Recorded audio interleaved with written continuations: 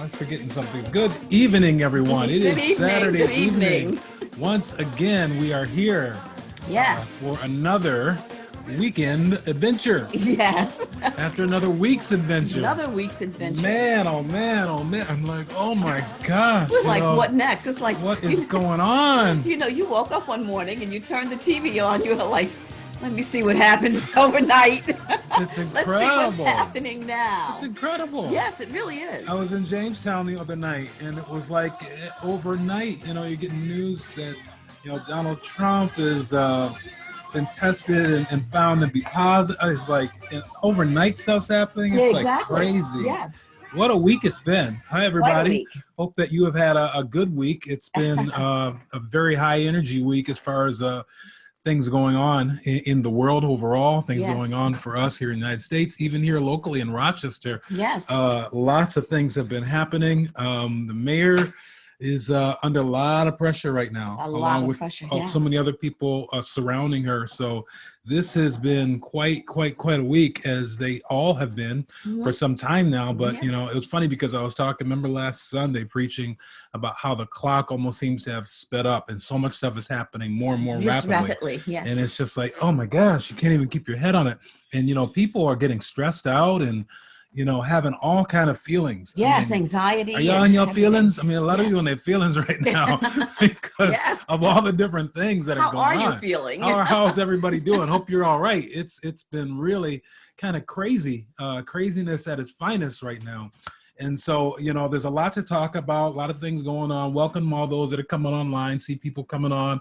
Welcome to you. Hope you want to join in the conversation because we have a lot to talk about. I'm sure you have a lot of thinking, a lot of thoughts on your mind. We have a guest that's coming on tonight, and he's just hooking up with us now.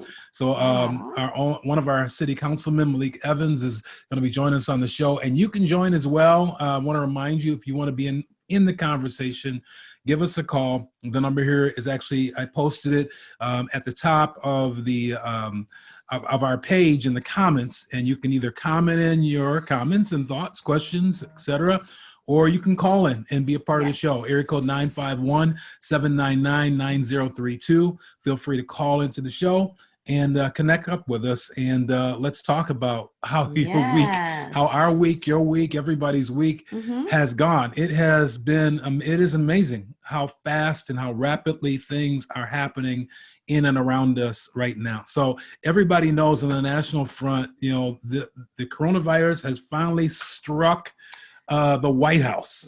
Of all places. I mean, it's like places. You see movies about stuff like this, right? Attack on the White House down, or whatever the case may be. And now we have a virus, that has infiltrated the White House that represents, the most protected, safe, secure, and powerful aspects of our country. And it's amazing. I'm sure many of you have seen the footage and heard the stories, et cetera, so forth. But one of the close advisors tested positive a couple of days ago. And then the question and concern came up because she had been around so many other people. And since last Saturday, they've had quite a few gatherings in and around the White House, starting with the celebration of their nominee for Supreme Court Justice, and several hundred people there, and throughout the week, interactions and campaigns, et cetera, so forth.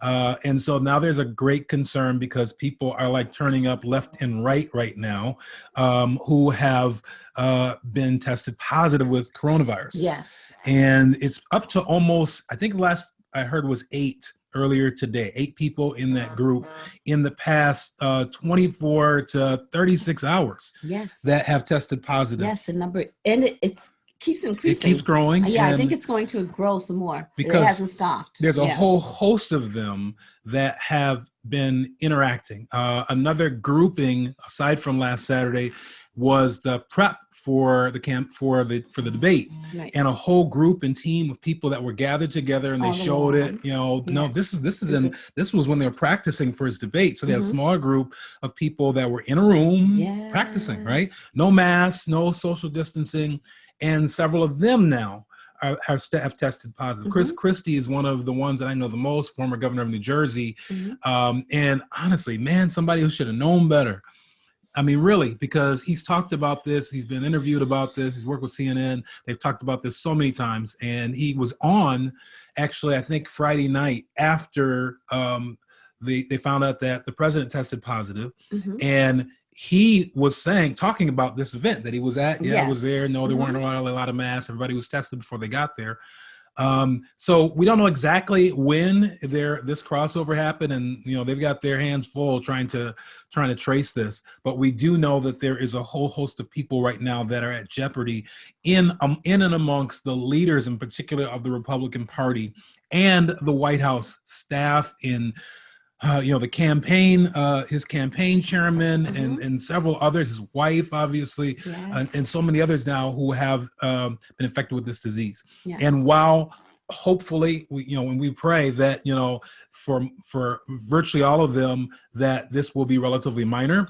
Statistics show us that in and amongst these, the larger that number gets, the more probable it is that somebody is going to have a serious problem with this. Be seriously affected. Exactly. And so he went to the hospital, Walter Reagan Hospital. He's been there since yesterday. He's being treated. And listen, there has been all kind of debates, including some of the stuff that I posted, right, that people are debating too, as to whether this is real, it's serious, whether it's a fake, things like that. People are questioning his motive, if there is a motive, if there's a or motive, if he really has it. Is it real? Could it be fake? Could he be faking this? Why would he do that? How would it be to his advantage? We're trying to figure that out. People just don't believe everything they hear these days. He can't. You cannot believe everything that you hear. So there's a lot of debate as to what really is and isn't happening. And some people always say there's not enough information. Some people say there's a lot of information. It's all over the map. I don't know. What do you think? We'd love to hear from you. Text something in, send us a message. Let us know what you think. Is this real, not real, unreal, super real? Listen, there's no real, unreal. It's not really an opinion that's right or wrong, good or bad. Everybody has one though. Right. And if you want to share one, you can do that by sending us your comments, and we'd love to comment on them, hear what you have to say. I've had some thoughts about this. I personally don't see how faking this could ever work in his benefit. I just don't see the rationale of that. I don't see that either. There's just one really, really way out there way it might, and I just don't believe he'd ever do that. Because it goes against his personality to do that. So aside from that, he's unpredictable. I mean, I won't say unpredictable. He's questionable. He's unpredictable. You have to question everything that he does and everything that he says. Right. There's a lot of questioning. It's a lot of questioning right now. You just cannot take him at his word. Right. And so he actually, there was a lot of questions going today. We haven't heard anything. How's he doing? He says he's better, he's worse. We heard he had to have oxygen when he was at the White House. And we've heard that they've given him all kinds of medications, special concoctions, things that you and I can't get at this point. But of course, he's the president, and he gets anything that's out there that they feel is safe enough. And so he has access, and realistically, any president has access, in the United States, to the best in technologies the world has to offer, not just the United States. And so it's very likely that they're going to treat him with something that's going to work. And it may be more minor for him than for others. The reality is everybody doesn't have access to the things he has. And so, while it may be okay for him, there are many people around this that may end up very seriously hurt and damaged, short-term, long-term, et cetera. So we really do have to pray for everyone involved in this, and that the Lord really is gonna have his way. Now, as of just like an hour ago, he did release a video from Walter Reagan Hospital, 4 minutes long, in which he kind of states that he's okay, he's doing better, he's thankful, for all of the help that he's been with him. His wife is doing okay, she's a little bit younger than him, and so she's doing okay. The reality of this is that it is way too early.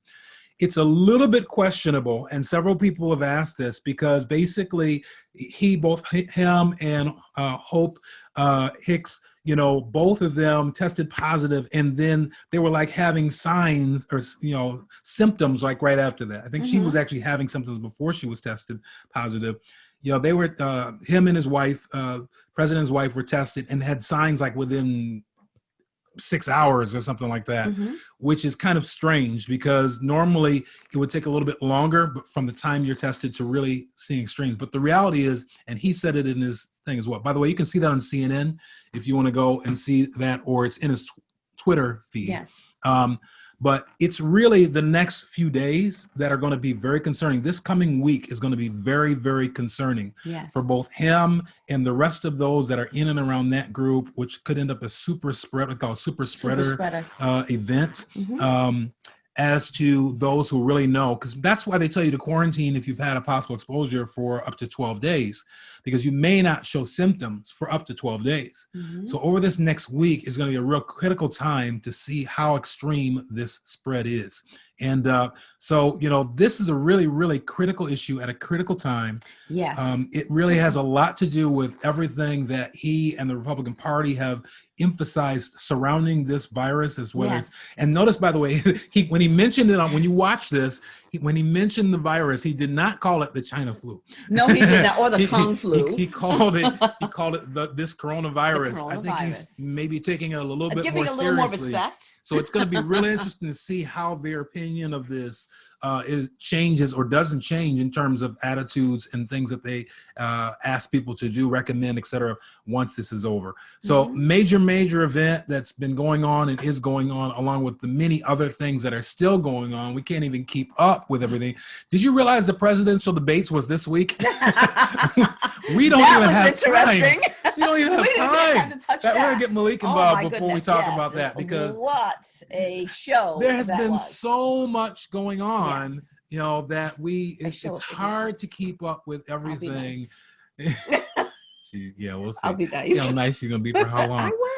But we do have a guest, you know, that's joining us, and I want to get him involved in the conversation. Remind you again, you can call in area code 951-799-9032 if you would like to participate in the conversation as well. We want to invite you to be able to do so. But we have a guest on with us, and Malik Evans is one of the councilmen from the city of Rochester, and we're glad to have him connecting up with us and sharing with us this evening his thoughts about all of the exciting things that have been going on throughout.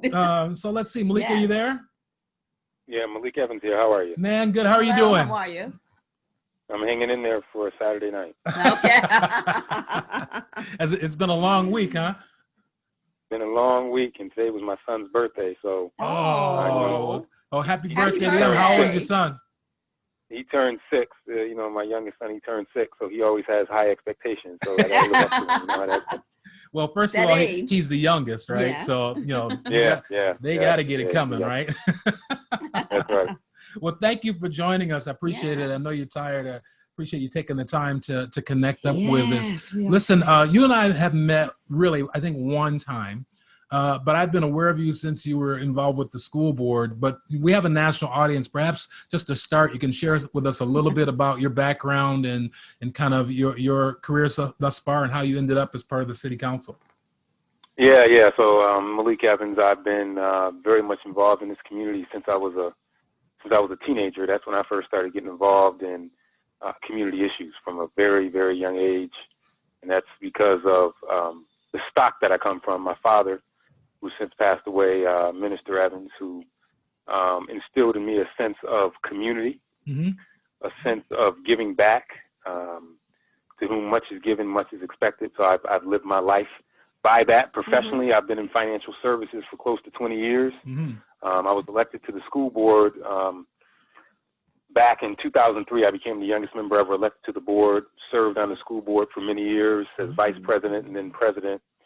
And then in 2017, I ran for city council, and I've been serving on city council for the last 3 years. So, well, congratulations. That's where I'm at. I chair the finance committee on Rochester City Council. In addition to that, I still stay involved in with many other different community organizations in addition to being involved in city council. Excellent. Well, you know, the first thing I want to say to you is, before we even talk about anything, is that we are praying for you and the rest of the city council, because I know that these are very, very challenging times in so many directions. Our city has been through a lot, from situations happening with the school board last year into this year, into just all kind of things that are happening on the streets and now in the mayor's office itself. I do not envy you. I don't envy anybody on the board, in the mayor's office, and all that you must be going through. So wanted to know, we're praying for you, and how are you doing? How are you handling the stress of everything that's going on right now?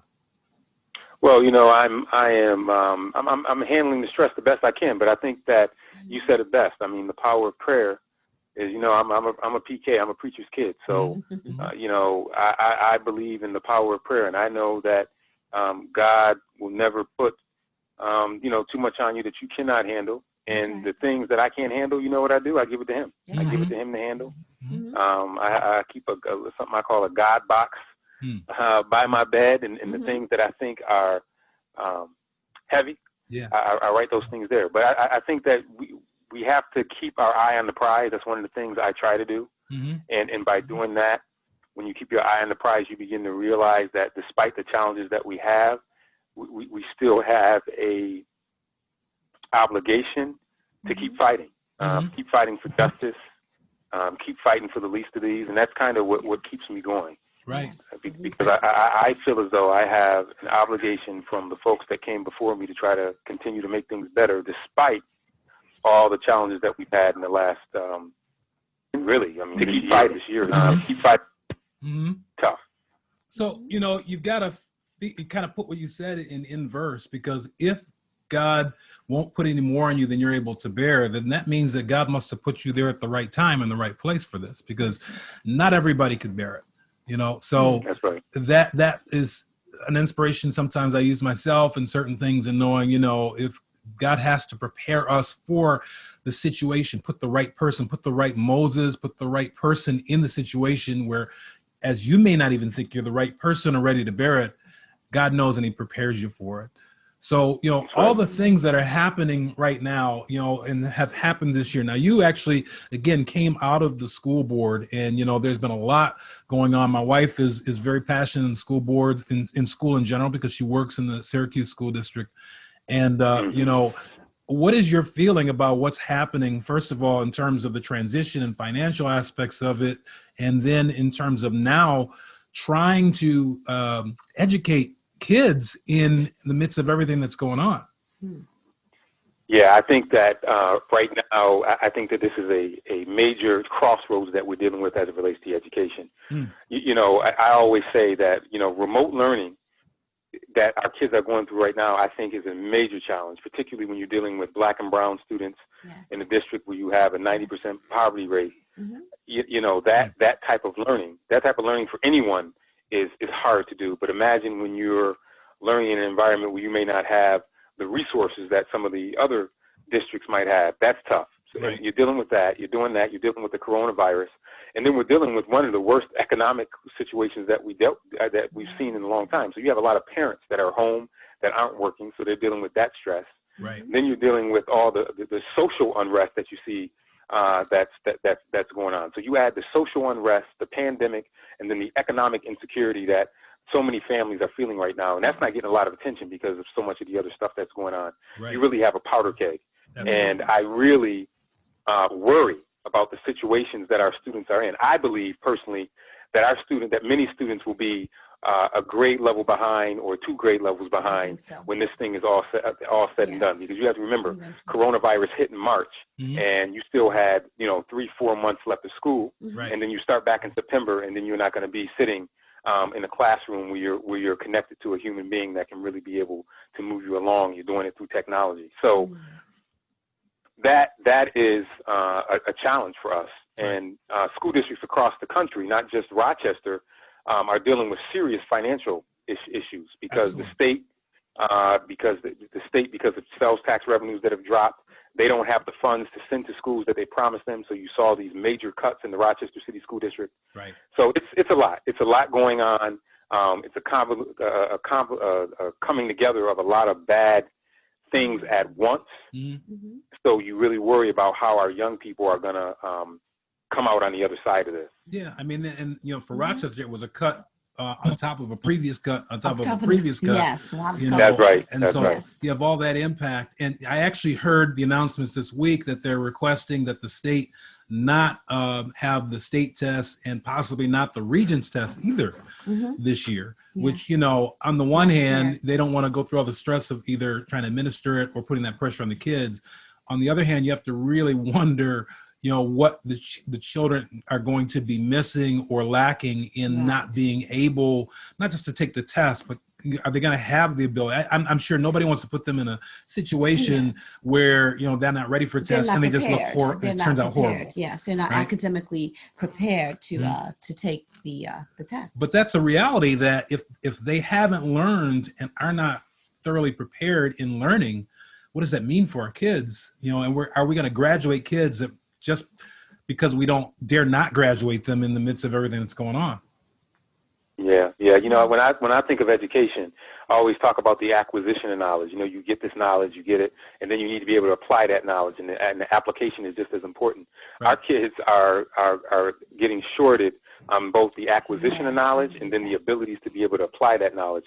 And part of that application may come on a test, which we know that isn't the end all be all, but then the other applications that they're missing out on because they're not in a setting where they're being able to apply that knowledge, and rightfully so, because we're dealing with a pandemic which that has hit Black and brown communities extremely hard. I mean, you know, think about it. I always tell people to put this in perspective.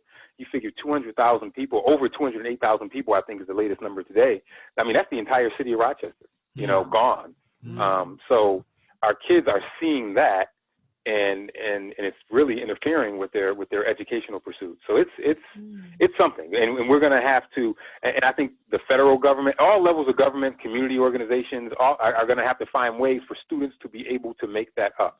Be it funds for extra tutoring, be it I don't know, but we're going to have to be able to be creative to make sure that kids make it up. And it's also going to widen the achievement gap, I think, because some schools, if you can afford private education, or if you can provide tutors to come into your house, or if you have nannies or private education, those kids are still getting that education 5 days a week, right? So they're not missing much. They're not really missing a beat.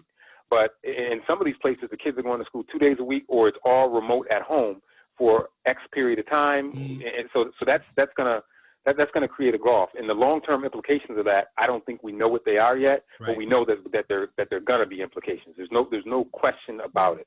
You know that. I mean, we just know that. And you're talking about the kids and we know, for example, that by 9th grade, if a kid doesn't have 5 credits and passed at least one Regents exam, the likelihood of them graduating extremely diminishes. I mean, that's just a fact in New York State. We also know that if a child is not reading on grade level by 3rd grade, that the chances of them going on to be successful is a challenge. So how do you interrupt that and help those kids get to where they need to be so they can be productive adults and be able to provide for themselves and their family as they go forward? And these are serious challenges that really had me worried when I was on the school board, and even now on city council, being a member of the community and caring is something that should make us all be concerned.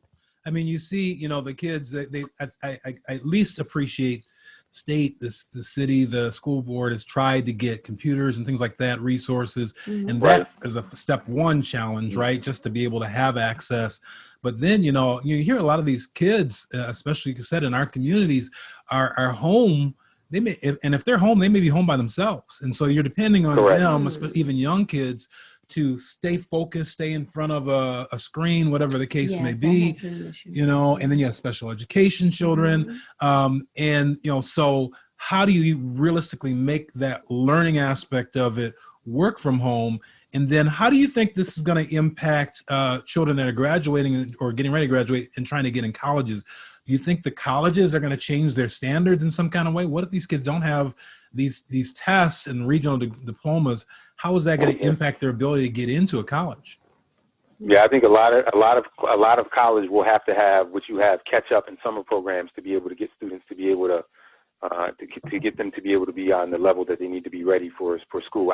I've always been a very big proponent of the summer programs for kids, particularly who are first-generation college students. I think that those summer programs are absolutely critical, where they could take those courses over the summer, writing courses, those types of things to get them ready for college. And I think those things are even more important now when you have students that are learning in a remote learning environment, or also still kind of learning some of the math or science or other basics that they're getting in a different way than they would get when I was in school, or that they got last year when they were in school. Yeah. I think colleges are definitely going to have to do that. I also think that, you know, schools may have to get creative in making sure that they try to fill in the gaps for those students over breaks or other breaks that they may have as it relates to school, to make sure that they can get caught up, be it one-on-one instruction with teachers or tutors. I think that those things are going to be extremely mission critical, you know, to be able to keep them on grade level and on track, so they could at least meet the most basic of standards. Well, in terms of getting into the college, I mean, the first thing is they have to be accepted, right? So, I mean, if they don't change the acceptance standards and a child comes through and they've just kind of wandered through their last year or two of high school at this point, you know, if the acceptance standards haven't changed, and again, you're looking at the disparity, right? Because those who have been able to maintain their education and all these other things are going to look much better than those who have struggled because their environment and their situation is not prepared for it. So again, you back to this question of, how are we going, you know, I don't know how this is going to be dealt with. How are we going to make the difference? Yeah. Right. How are you going to make, I mean, will colleges say, okay, we might need this? I think they may have to do some modifications, and then the catch up may have to happen in the college setting. Right. You know, some people have talked about gap years, which is an interesting concept. You know, you take a year off before you go on to higher education, and you use that time to catch up, do other things, work, do internships.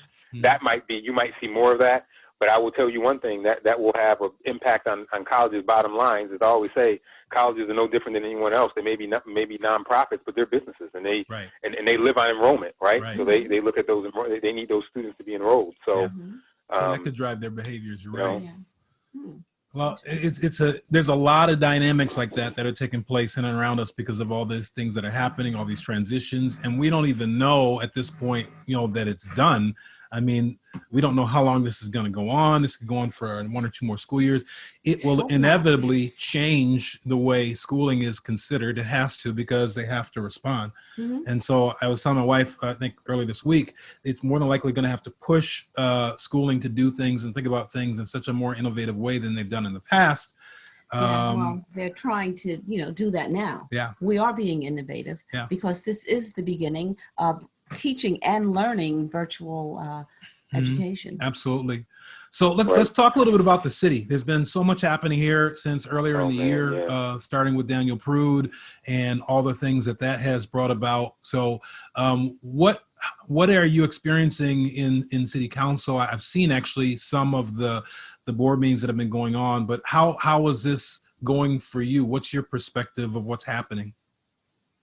Well, I think obviously there's a lot of cries for change and improvement, you know, as soon as possible as relates to Daniel Prude. I think that, I mean, I'll just back up. I mean, I think it started with Corona, right? I mean, you had Corona hit in March, and that had a very tough impact on the city in general, on all of our citizens, because they were relegated to their homes, and you had to scramble to do that.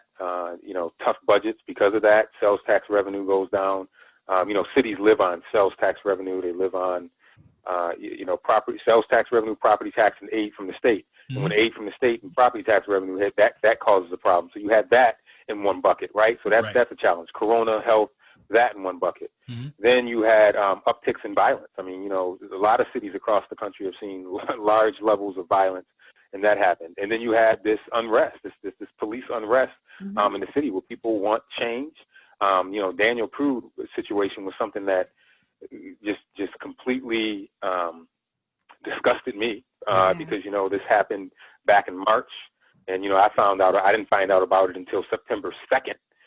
So we were trying to figure out, you know, hey, why are we just now finding about this months later? What's going on with that? So that's a whole piece in terms of, and I won't go into talking about the investigations, but I mean, that's hopefully what, you know, the investigations will find how this happened.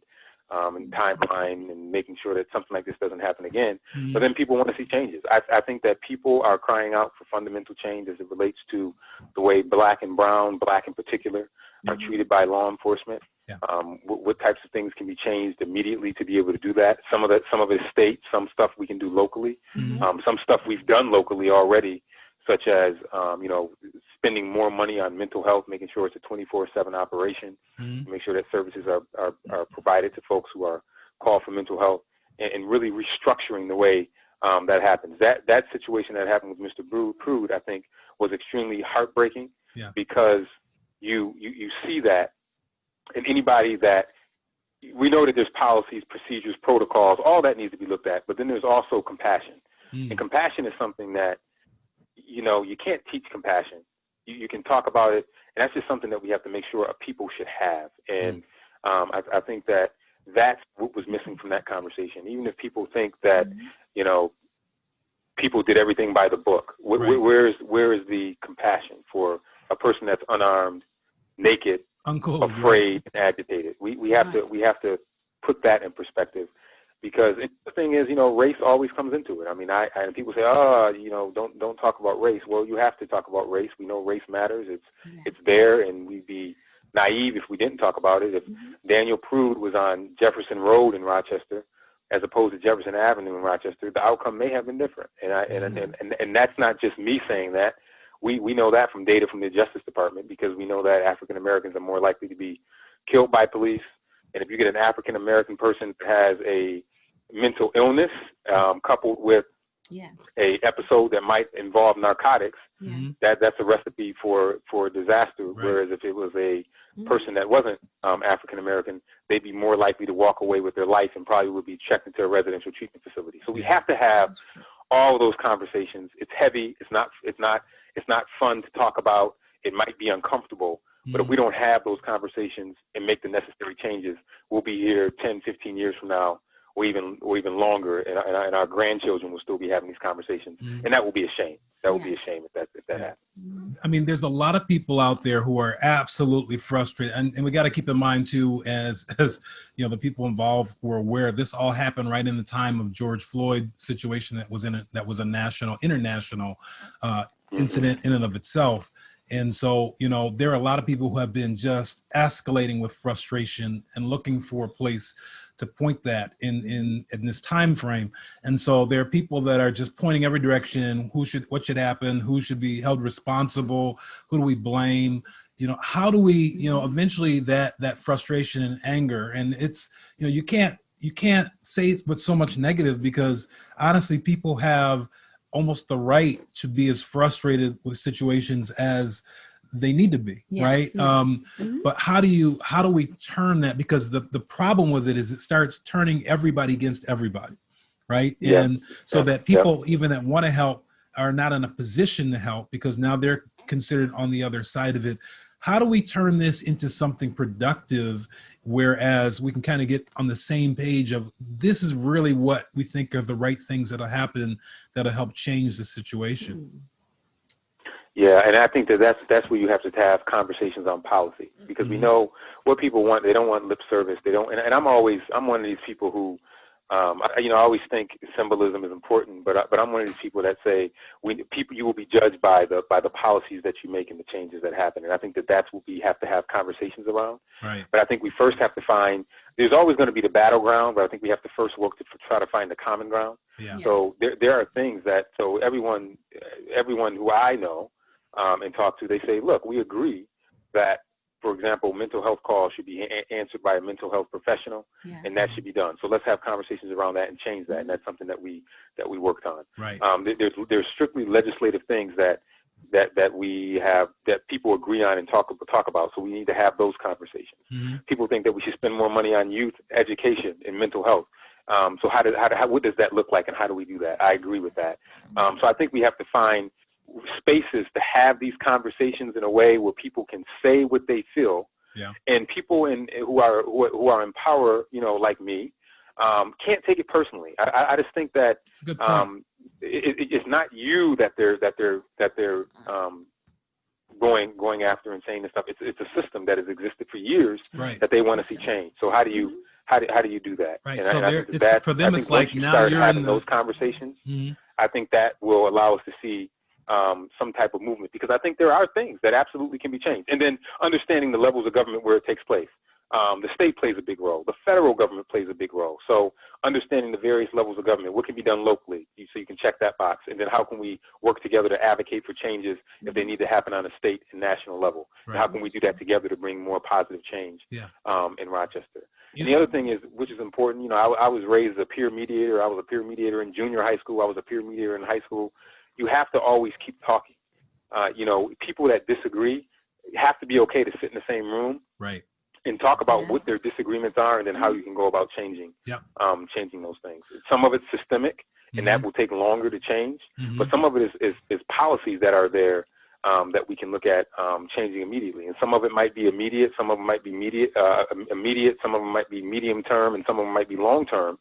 You categorize those things and then work to try to do that. But the key is to get people to see and gather around policy ideas, despite of how you feel about a person, to work together to try to change those things. And I think that that's how you start to get change, because otherwise it's just frustration and everyone's yelling at each other and pointing fingers. And we have to get beyond that in order to see real change in our community. Well, you know, a lot of people feel these days, I mean, you know, in the past, it's been like, look, we've got to vote. We've got to get the right people in office, right? So everybody puts their energy into getting the right people in office that represent us. You look like me, you represent me. We get those people in office and then nothing changes. And so now they're looking at you like saying, look, we got you there. Nothing's changed. What are you doing about it? And so now they're holding you accountable. So, you know, in the midst of everything that's going on right now, along with what you just said, you know, there's a lot of people out, a lot of groups and organizations that are out protesting nearly every night. These groups, free the people and Black Lives Matter. Are there any direct? Because I think people are tired of, even in this process, going to board meetings or whatever and yelling and screaming, and again, nothing changes. The vote goes against you. You used to see this in the school board as well. You know, are there direct meetings? Is there communication going on in any level between these groups and, say, people in City Hall, so that instead of being on the outside, just yelling, we can talk about reasonably. What can we do and what should we do? Yeah, I think some of them are one-offs or not coordinated and not together.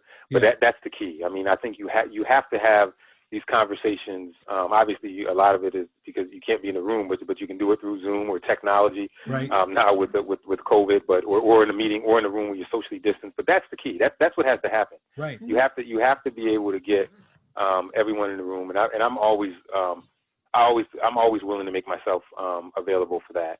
And I think that's important. That's important to do. I mean, I know I spoke to some folks prior to the last budget, and I know we made some cuts.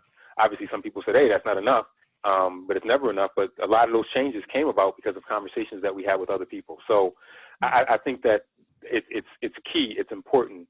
I know even when I was on the school board, that's how I learned a lot of what was going on, by direct conversations with parents and other folks. Right. Be it about schools or anything else. I would always, be it at a restaurant or at somebody's house, I do that. On council, one of the things I do something, I've had to do it virtually now because of COVID.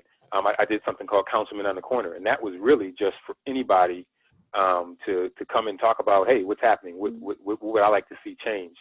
Because I think sometimes people only see elected officials either on TV or in meetings, so they don't have the opportunity to interact with them on a regular basis. Right. But you got to do that. And I always tell people to reach out to them and vice versa. So we should be reaching out to folks in the community, and then folks in the community should also be reaching out to their elected officials to have these conversations. So I think that you are dead on when you talk about that. That's key, is dialogue. I mean, that's how you change things. I mean, you got to sit down and have the conversations eyeball to eyeball, looking at each other across the table. Because what happens is, what we do is we talk past each other, and that's what I see a lot of. That's what's happening constantly right now. And we can't dismiss anyone's view or opinion or their voice, right? Because people need to be heard. I mean, that's right. We see this right now in terms of what's happening on, the news all the time. You have the one group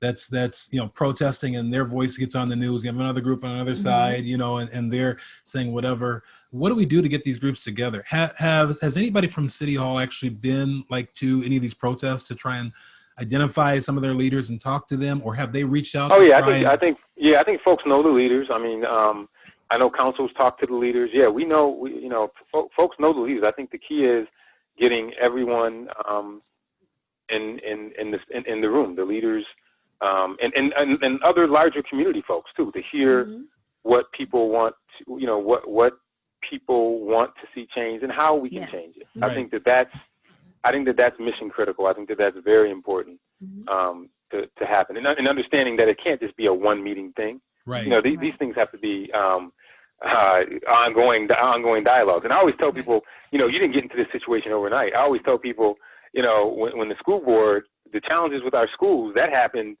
that took years to happen. Exactly. I wasn't even born when some of the stuff started happening with our schools. But once you get there, you want to try to fix it and do what you can to change it. Right. And I think that's what people have to understand, that you can't have one conversation or even two conversations. It's got to be multiple conversations over a period of time, right, in order to get things done, and then come around a common agenda, common ideas, common policies that will help move the needle and change things. So I think that just relates to not just policing, but all issues. Yeah. All issues, and that's from the national level down to the local level. Yes. But along that lines with policing, so when you hear people, two major things are coming out right now that people are saying. They're saying, number one, everybody should resign, and number two, defund the police. When you hear this topic of defunding the police, how do you interpret that? What do you think they really are looking? We've had some people on the show talking a little bit about it, but I've personally scratched my head a little bit to understand exactly what that looks like, what they're what they would envision happening. What's your interpretation of what they're asking for? Well, it depends on who you talk to. I've talked to so many people who have different perspectives. Some people say we don't want any police, we want them gone, and then some people say what they mean is they want to see more investments in what I call front end investments. So they want to see more investments in counselors and youth services and jobs. And they want to see workers, more of those investments, right? So you get that. You say some people want to see a radical restructuring of police. Depending on who you talk to, you will get a different you will get a different answer. Yeah. I mean, what I take it is that people want to see more investments in the front end. They want to see police change, so to see police officers not doing jobs that they should not be doing, such as mental health counselors. A police officer is not a mental health counselor, and if someone is having a mental health episode, the police officers may be on the scene, but a police officer should not be handling those calls. It should be a mental health professional. So some people mean it that way. That's the way I would see it. But you do get different answers depending on who you talk to. Right. And so do you think there's a path for some of these things happening? Are they already happening? What kind of hurdles are in the way? Well, I think it is absolutely. I think with the mental health, absolutely you can do that. I mean, that was something that was done pretty quickly. We did that. I know City Council said, listen, we think that we thought that our program, which is Family Crisis, our FACET program, which is a mental health program, should be moved under now it's called Department of Youth and Recreation. That needed to change ASAP. Right. Because they should not have been under the police department. So that was done. And then more funds were allocated to that to staff up 24/7. Because if you look at the program before, with counselors and them coming on the scene when a police call came in for a mental health episode, it closed at 10 o'clock.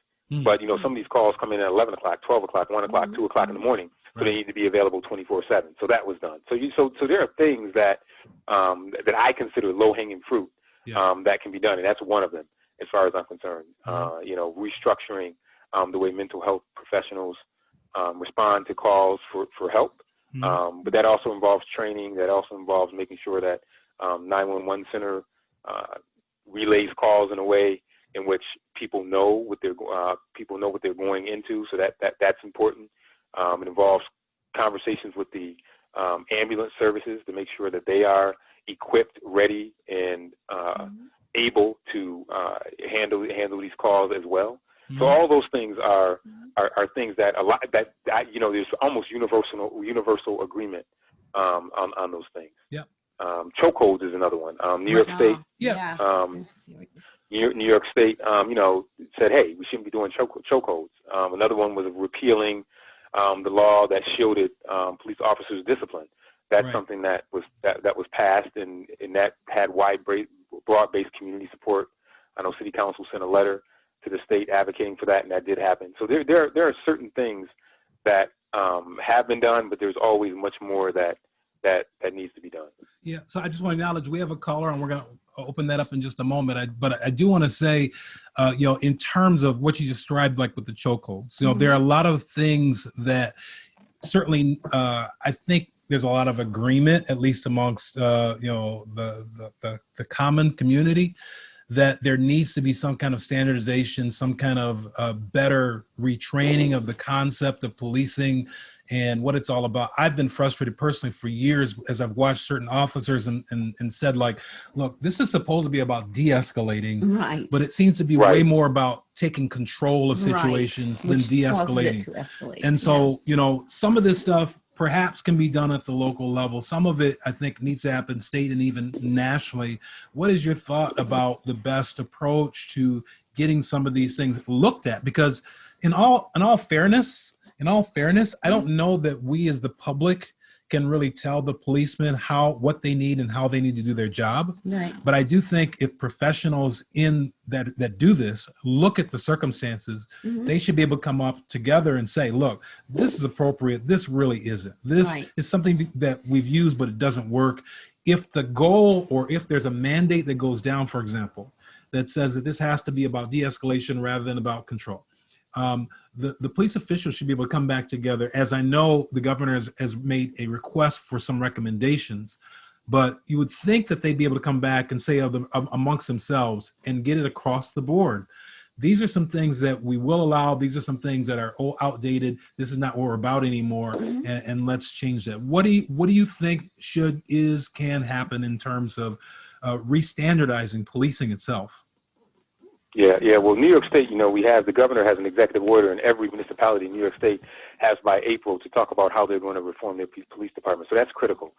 I think that we have to push for national standards, though, because you can't have different levels of policing in Rochester, New York, and then you go to Wheeling, West Virginia. And that's the problem that you have.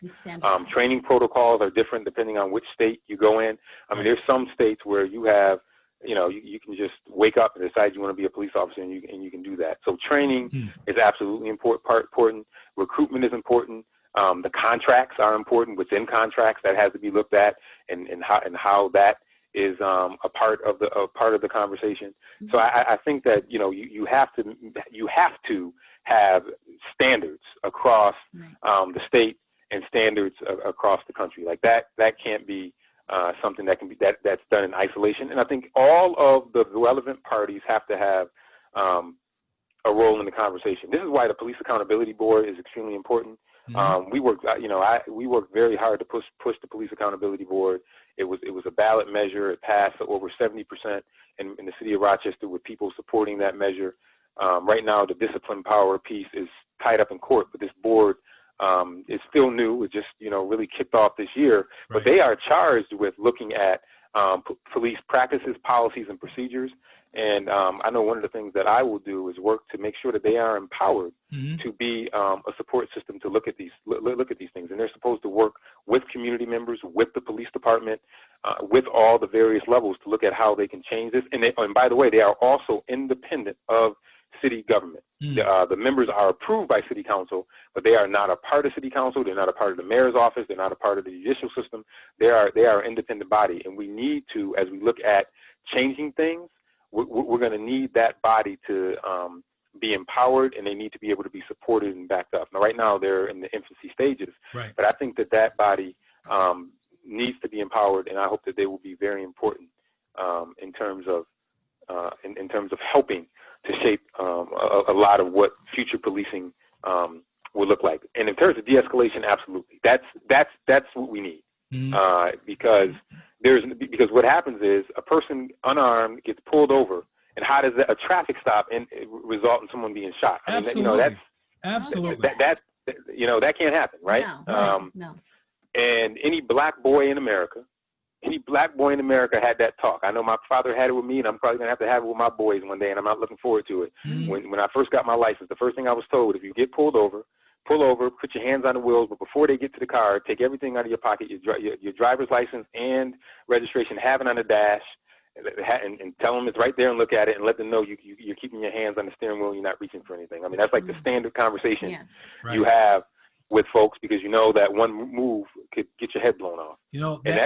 That used to be a joke, and now it's a very, very serious thing. It's real. It's incredible how things have changed. Serious, yes. We have a caller on. I want to give them the opportunity to come on the line. I want to say, if anybody that's calling, glad to have you call. Want to make sure that you're respectful in however you present. And so we're going to open up the line to someone who's on the line right now. Hello, are you there? Hello, Pamela, are you on? No. Pamela, can you hear us? Not hearing anything from her. Okay, so we'll just keep going then. So, I think this whole aspect of, like you said, to me, the de-escalation issue has been of major concern for a long time. Because like you just described, Malik, you see these situations and somebody is like you said, some non-incident all of a sudden gets made out to be some huge thing. And then you also have this concept of resisting arrest, right? Somebody's scared. Yes. Somebody doesn't feel like they did anything warranting this, or in some cases they have a warrant, right? And so they're fearful for being put in handcuffs, and it just becomes this over escalation of, trying to get control of the situation, which, granted, police officers, I don't envy their jobs either. We have a couple of friends who are former police officers, retired police officers. We want to have them involved as well, conversation-wise, very soon. It's a tough job. Yeah, it is. And I've always respected the fact that every night they go out and they don't know what they're about to approach. And so they're trying to be nice, and this guy's trying to kill them, right, or run them over. So clearly they have to be conscious and careful, but there's got to be a way of handling these situations so that they don't end up with people shot and dead, over some minor little incident. And so, where does this go? What are we doing specifically at the local area where we can control what's happening here? Obviously, we've changed over our leadership, and there, in fact, is a new chief of police. I don't know if you're familiar with her, what you know about her, and how you feel about this change that's going on right now. Well, I mean, I think I can tell you that Cynthia Harriet Sullivan, who I've known for a long time, is a woman of integrity. She's no question about that. But I mean, the police department, I think, is in turmoil right now. I mean, that's the truth. I think that is something that needs to be obviously paid attention to, worked on. There's a lot going on there. Yeah. And we have to. The chief coming in, I think October 10th or whatever her first day is, she'll be just an interim chief. So. Long term, you have to look at what type of leadership you're going to have there, what type of leadership is important as you look to restructure that police department and whatever happens there. So it's important. But I think in the meantime, you still can start to work at and talk about the policies and procedures, practices that are important to do that. You still can work at engaging the Police Accountability Board. You can look at engaging the overall community on necessary changes that needs to happen.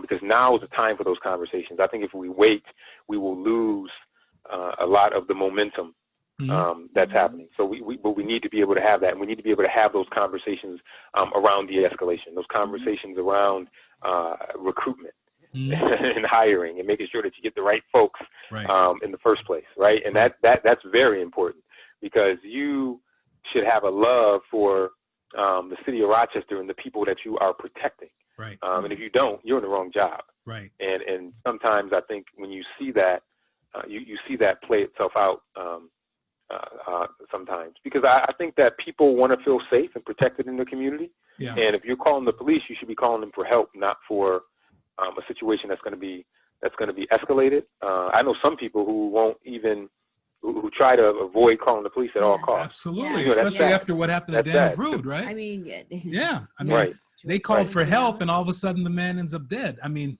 it's very blunt, but that's the bottom line, right? Yes. So, right. Who wants to even? You don't want to get them involved unless for some reason you want absolutely to avoid that situation. Yes, which is a terrible place to be. It is. And there, and you know, and again, I keep going back to the, you know, I call it it's always the elephant in the room, but a lot of it is based upon skin color, and that shouldn't be. And we have to have those conversations as well, because a lot of people have unconscious biases that they have. Right. You know, I tell people all the time, my name is Malik. Yeah. I did an experiment when I was in college. I put Mike Evans instead of Malik Evans on a resume. And I took off anything that related to the Black Student Union or the Black Men's Forum or Black Scholar, and the results and phone calls I got back, that was back in the day when you actually used to have to send your resumes out, right? Right. The results I got were totally different. Now, come on, what's going on there? We got to have those conversations. Right. There was just an article in the New York Times about an appraiser who went to appraise the exact same two houses, the same square footage, same color, everything was the same, except for they had the black family leave the pictures up in their house. Same house. And the house with the black family that had the pictures was appraised for less. So we know that in systems there's biases built in. There's no argument about that. Right. And anyone that's arguing about that, we're just wasting our time. Right. So the question is, how do we address those things and fix it? And the reason why I say that, because that relates directly to policing. Right. Tamir Rice, who was 12 years old, that was shot and killed, they thought he was a 21-year-old man. They thought he was a grown man, but he was only 12. Wow. That was wow. So, you know, people sometimes think that black men in particular, black boys are older, bigger, and stronger, which is scary to me. Yeah. I mean, the fact that my kids can't play with toy guns anymore, something that I did when I was a kid. You know, you play cops and robbers, you play all these games. I mean, my kids can't play with guns. They can't do it. They just can't, because I'm afraid that someone would see them with even if it's a water gun. Right. You know, that they'll see them and think that they are doing something, and that's where we are, and that's scary. That's scary to me, and unfortunate, because it shouldn't be that way. But it is what it is. But we have to have those conversations, I think, and a lot of that has to do with training, unconscious biases, and those and things in that bucket that we have to address as a community, but more importantly, as a nation. Right. As a nation. You know, somebody just commented on our page that, you know, they're not trained to do an arrest like that, which is true, which is the whole argument right now that's coming out of the defense here in Rochester, that they followed their training. They did it exactly like they were trained. Told. Yes. And, you know, to be totally honest, I don't personally doubt that. But the question is the training right for the day, for the hour, for the situation? You know, is it too leveraged for the self-preservation of the officer? And again, I'm very sensitive to their preservation, but there's got to be a better way. Yes. And it does start with reconceiving the whole concept of how they're going to be trained, retrained. Yeah. Right. Yes. Right. Well, I mean, come on. You know, Eric Gardner, which is still crazy to me. I think he was the one who was selling loose cigarettes. Yes, I'm from Staten Island. Yes. Don't get me wrong. Yes. You shouldn't sell loose cigarettes, right? But but it's all about the proportion of the response. Right. Yes. If my son was playing and broke a glass, I'm probably not gonna punish him for 6 weeks because he was playing around and broke a glass. Yes. So I mean, it's the proportion of the response. So the man's selling loose cigarettes and then he ends up dead. Yeah. George Floyd, that was a $20 counterfeit bill, and they don't even know if he was the one that handed it to them, and then he ended up. So I mean, it's the proportion of the response, I think, you know, and that you have to have those conversations, and a lot of that is training. And I don't have all the answers, but I do know just as a human being that if someone is selling a loose cigarette or has a mental health issue and is unarmed, no knife, no gun, they shouldn't end up dead. I mean, and I think that's something that we all agree on. And police, activists, pastors, teachers, bankers. I mean, that's a universal truth. And if people don't believe that, then we're in trouble. Well, right? You know, I think so if we all believe that, what can we do to make sure that doesn't happen?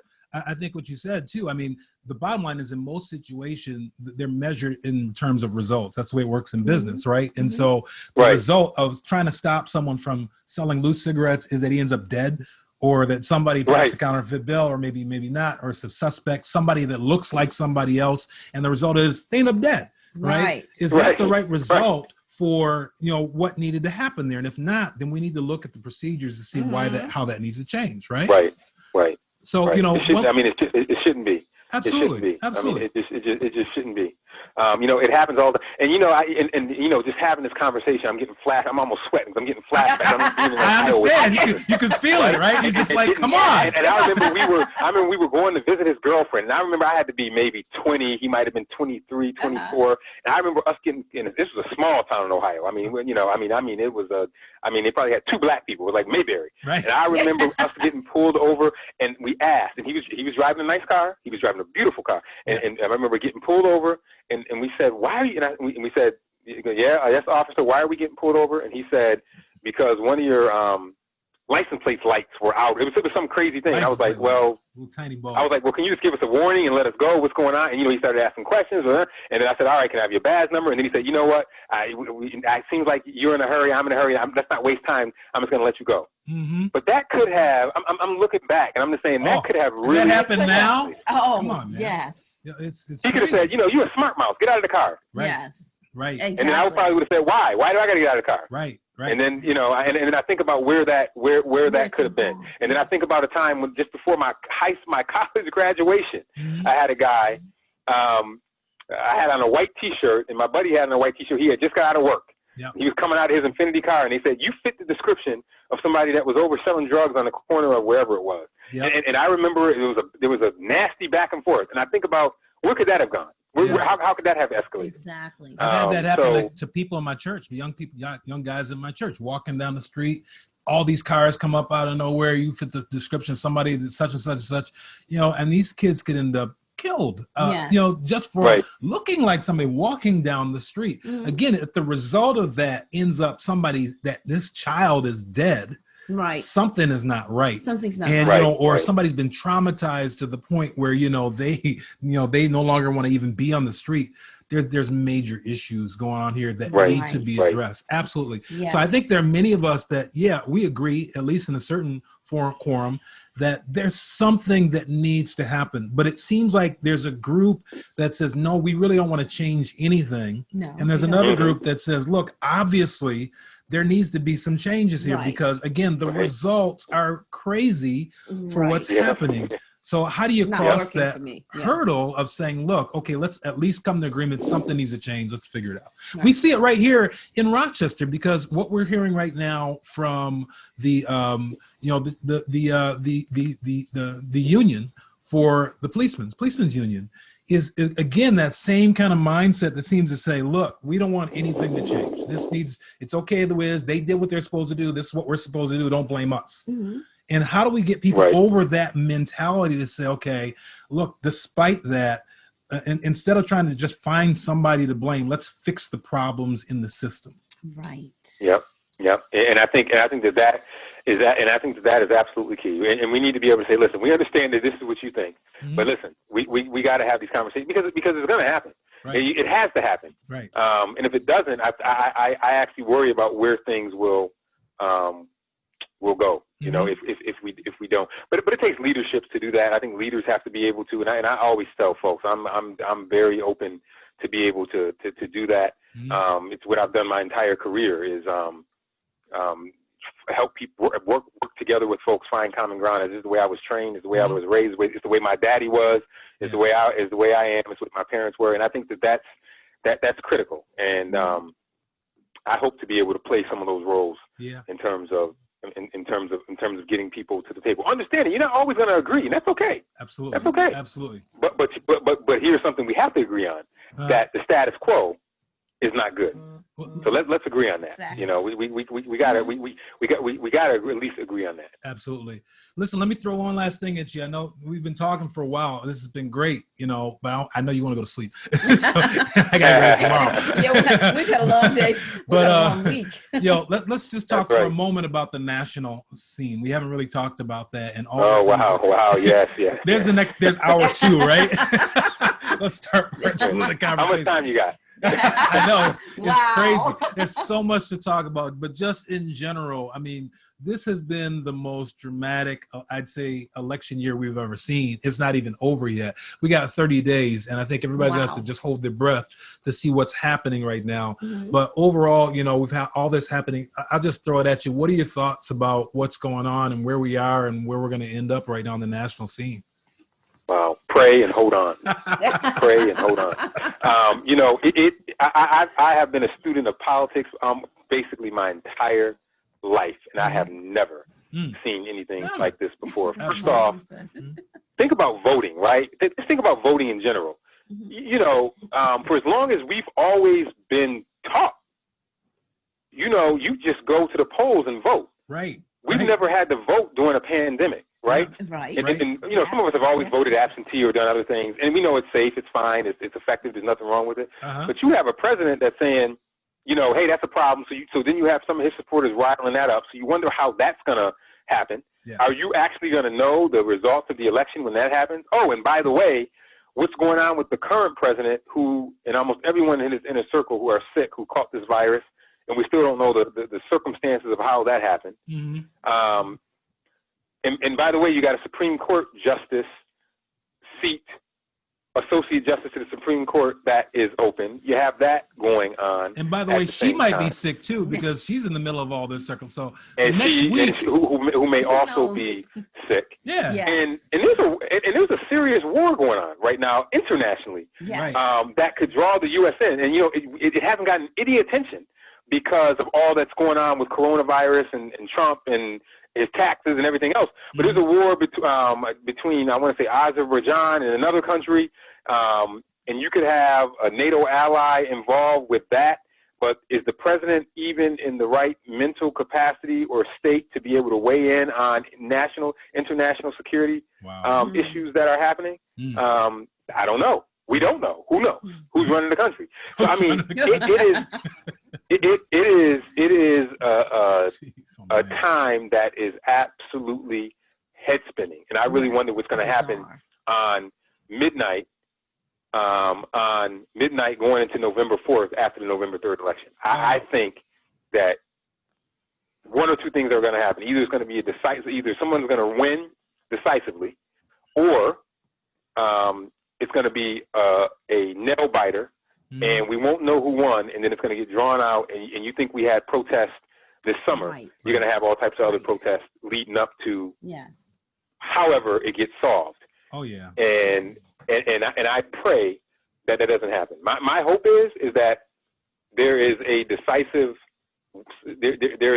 win, one way or the other, on election night, to spare us from a drawn out vote count and contest. Because if that happens, I don't know if our country can handle that right now. You're right. This is so self-destructive. It's so internally destructive. And the polarity that's been building up intensely in this country. And, you know, there's a very good possibility that this is going to just linger on. It's going to go into battle. Yeah. It's going to, you know, all these things for the next, you know, maybe a month or 2 months through the end of the year. Yes. You know, the stress of all this on this country, the stress of this on individuals, you know, first of all, they're isolated in their own homes. I had a call from someone this week that called me on the street crying because they felt so isolated. They're walking down the street in the rain and crying because, you know, they just don't, you know, they're isolated, they're lonely, haven't been around their family, they don't have friends, you know. People are just going through so much. That's real. That's real. The isolation is real. And you know, there's that song, when I was a kid, my kids say, "Oh, you're so old. With that self-destruction, you're headed for self-destruction." Yeah. And I remember that song. I hope that we're not headed for self-destruction as a country. And a lot of it is self-destruction because the way that the federal government handled the coronavirus did not have to happen. No. Did not have to happen. But because of the way it's handled, we are still dealing with it, and we have 4% of the world's population, but one of the largest percentages of you know, deaths on coronavirus. So that is an issue. For me, it should be an issue for every American, and we should understand that is something that will have long-ranging impacts. And look what it's led to. You know, you just mentioned the point of the person that's isolated. Look at that. I mean, look at that. That's done. Yeah. to And I've people gotten and their other psyche. calls like that too. This one was just this week, but you know, this is happening. This has been happening to people for the past several months. I've talked to people who, you know, were in the hospital during this time frame. Yes. My father was in a nursing home during this time frame, And you can't visit them. You can't visit them, and they visit. can't have any visitors. They're isolated for weeks at a time. They can't talk, see, nobody touches them. Yes, my mom. My mother, my wife was talking about the need to have touch, human contact. It's important. It's what we live for. Absolutely. Yes. So hugs. I mean, come on. That's our culture. Yeah. Yes. These times are just tremendously stressful. So, you know, we will continue. I mean, the one thing I have as a hope is that we're all, you know, there are many of us who are trying to do whatever we can do. I think the churches have had to learn and take a different position. You know, just like doing this program, we're doing what we feel we can do. We have a gift to be able to do, an opportunity to do. There are others that are doing all kind of other things, you know, to try and help, from feeding people to providing needs and computers to trying to interact with people in various ways to all the different things happening live stream. You know, that is the power of how we get through this.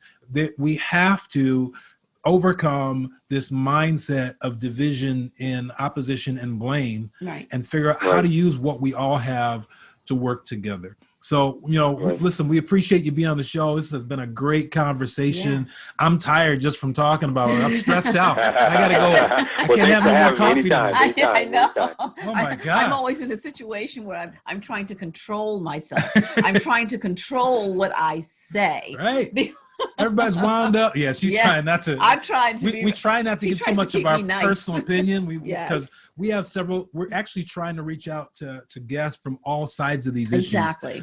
Because I think there's a wrong opinion, you know, and people need the opportunity to hear and understand, express it. People have to hear it, understand it. Because right now we live by the tidbits, the 1 minute, 30-second things we see on television, on news. Yes. And we try and understand everything based on that concept. But there's so much more depth and understanding that comes from talking about it. So we greatly appreciate you being on. And we have to get above the superficial level, because what you see in the news and the sound bites, that's just superficial. You know, you got to pull the cover off and get underneath it. And that takes time. And we have to see each other as people, right? Because we see people as just the enemy or in that position. Exactly. But, you know, that's why I was saying earlier, we need to have more of these. We got to establish communication between people who are frustrated, people who are complaining, people who are in power, you know, and honestly, it's in the ownership of the people of power to make that happen. If you have that position, you've got to be able to go out and somehow open up the door to people who are frustrated and say, look, let's come in, let's talk about it, let's understand what you're thinking and asking, and let's talk about what we're doing. So, you know, we're going to continue to pray for you, because like I said, you are in a position, and you know, not only are you in the focal point of Rochester, but Rochester is now in the focal point of the United States.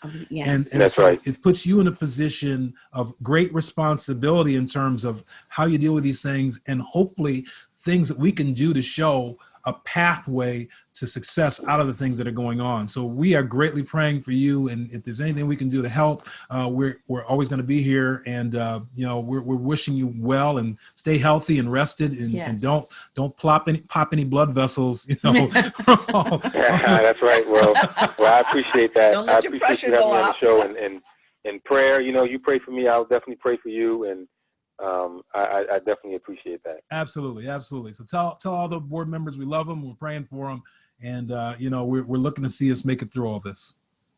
Thank you so much, and thanks for having me on the show. All right, have a good night. Good night. Yep, have a good night.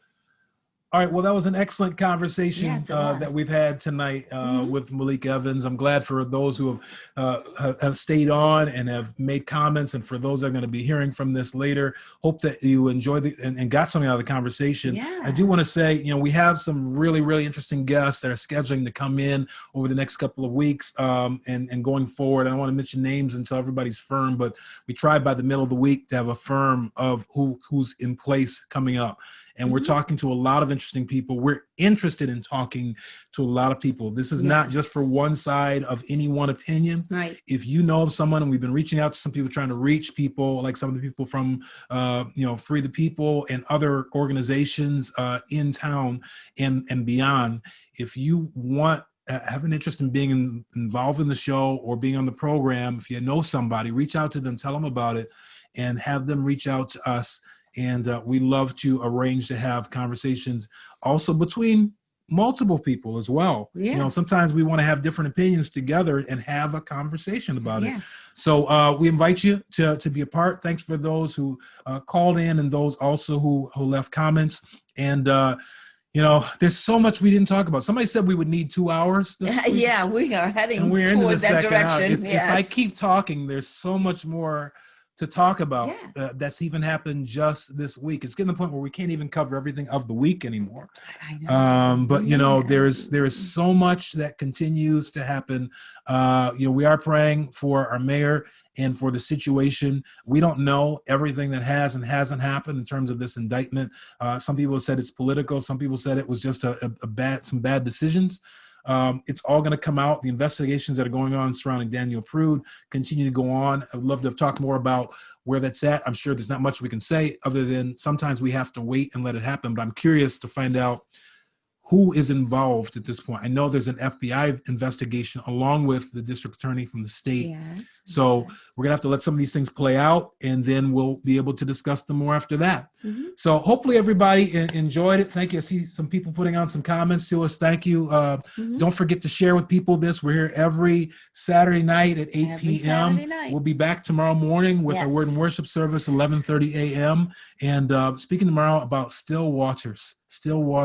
You'll get more about that tomorrow. So join us tomorrow, 11:30 a.m. on the live stream, or come and join us. Some people don't realize, I found out, that we are actually having services and people can come. Yes, we're having service every Sunday morning. So if you want to come to a service, you need to connect up. Listen, we're doing things to keep things safe.